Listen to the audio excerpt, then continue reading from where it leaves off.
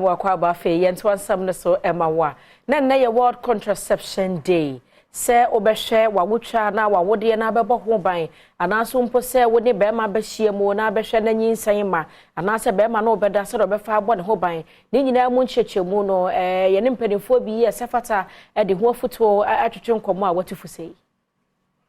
na ye problem major problem ma family planning no the rule no sometimes we cancer still because obi aka bibi ato na adwen mu dada inteno no dey so obi koye to say na wukan oye kese na koma bo tambia the menses mba meanwhile sane man nyina asa na edebe ma no be chechire mu nti ye ma amanfo hu say emergency contraceptive no wo ho na betimi abo amo no ye pese ye ma mu hu say omo pese o manyem de a no be use ni be de any omo for regular one then no bia de o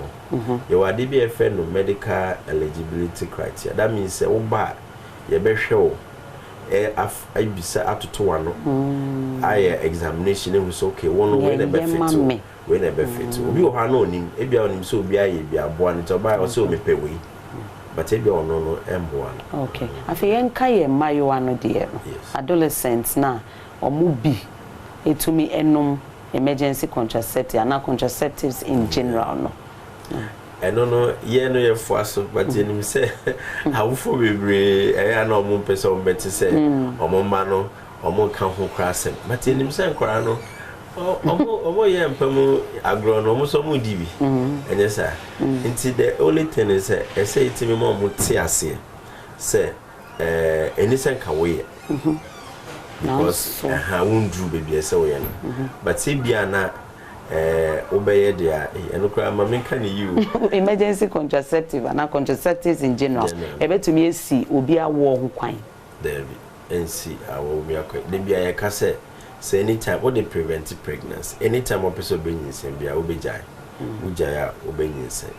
method ni bi o ha return to fertility no different but NC wa wo kwan kofu bebre wa mo ye family planning anytime opeso benyinsen bia no mo ja no mo nyinsen eno kura no he one interesting thing is say omo use contraception